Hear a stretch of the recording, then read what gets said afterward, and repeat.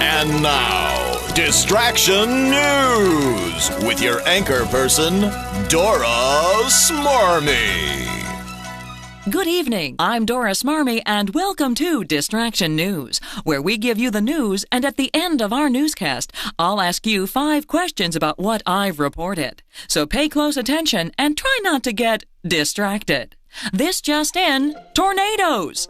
A tornado is a dark funnel-shaped cloud containing violently rotating air that can develop within a heavy thunderstorm cloud and extends to the earth. In fact, that's what its name means. Tornado, from the Spanish word tronado, meaning thunderstorm. Although tornadoes form all over the world, the United States gets hit more frequently and stronger.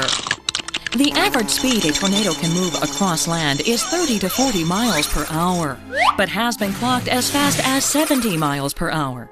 And its rotational speed can get up to more than 300 miles per hour. When tornadoes form over water, they are called waterspouts. They last longer than tornadoes, but they aren't as strong. Tornadoes can be over a mile wide or really skinny. Sometimes they can even be invisible. Uh-oh, I'd better hang on to my wig. Flight. For an airplane to fly, it must have air.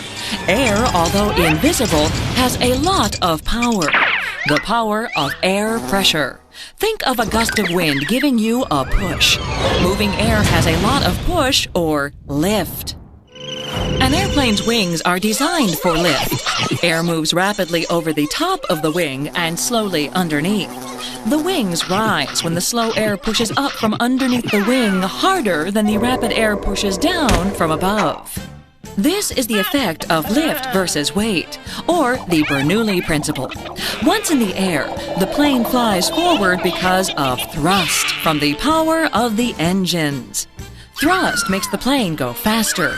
Drag slows it down. So the sleeker the shape of the plane, the faster it goes. During takeoff, thrust must be greater than drag, and lift must be greater than weight, so that the airplane can become airborne. So in other words, fasten your seatbelts and put up your tray tables, because we've got liftoff. Dinosaurs. Ah! Sorry, ever since I saw Godzilla, I've had that reaction. Dinosaurs first appeared on the Earth during the Mesozoic era, some 200 million years ago. The word dinosaur means terrible lizard. While dinosaurs were some of the largest creatures in history, there were some that were as small as a dog. The king of all the dinosaurs was the Tyrannosaurus Rex, which was the largest meat-eating animal ever to live on land. Then there was the very lovely Triceratops, who, although kind of scary-looking, was a plant eater who would never attack a human, if there were humans back then, which there weren't. There are many theories on how the dinosaurs died out, one main one being that a giant meteor hit the Earth, killing them all. Okay, and now our top story today, earthquakes. The Earth's crust is made up of pieces called plates. The pressure from the built-up heat and gases under the Earth causes the plates to rub against each other, causing the Earth to shake. This is called an earthquake. The cracks between the plates are called faults. Faults at the bottom of the Pacific Ocean cause earthquakes at sea, producing huge waves that are called tsunamis, which is Japanese for tidal wave. When they hit land, the waves can be as high as 150 feet. Wow! And finally, to measure earthquake activity, scientists use an instrument called a seismograph. Well, that was pleasant, wasn't it? We investigate the glamorous world of insects. Insects are known as invertebrates, meaning they have no spine. Most have a hard protective outer skeleton or exoskeleton. There are 3 parts to an insect: the head, the thorax, and the abdomen. There are more than 1 million species of insects. In fact, there are more species of insects than there are all other species combined. Beetles account for over 250,000 alone. Insects hear sounds through ultra-sensitive hairs on different parts of their bodies.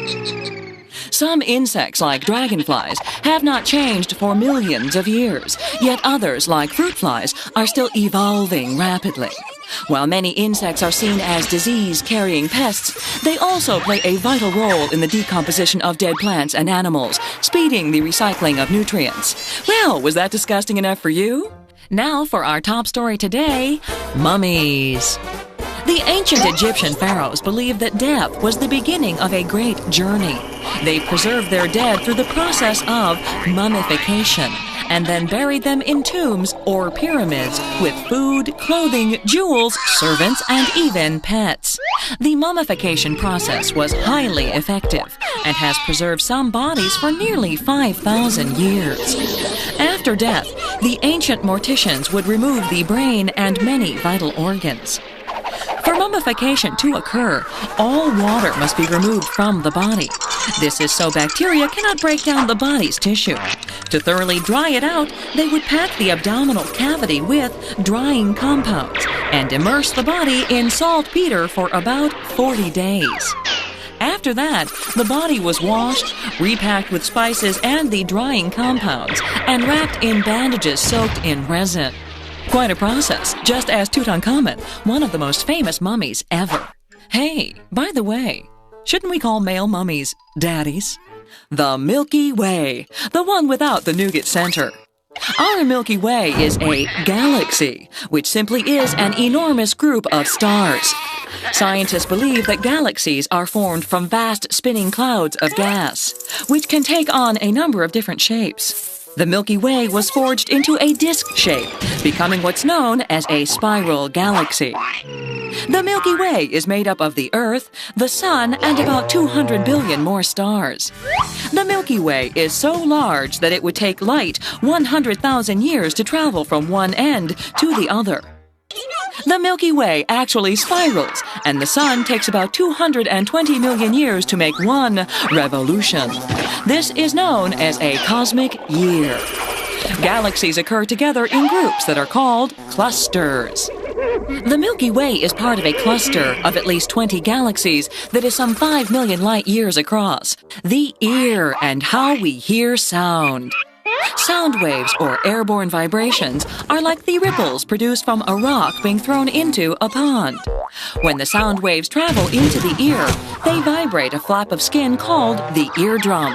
The eardrum's vibrations move 3 tiny bones: the hammer, anvil, and the smallest bone in the ear, the stirrup, which vibrates another piece of skin called the oval window. The oval window pushes fluid into the inner ear, and it moves tiny hairs attached to nerve cells, producing nerve signals that go to the brain. Oh, now that's really going to drive me nuts.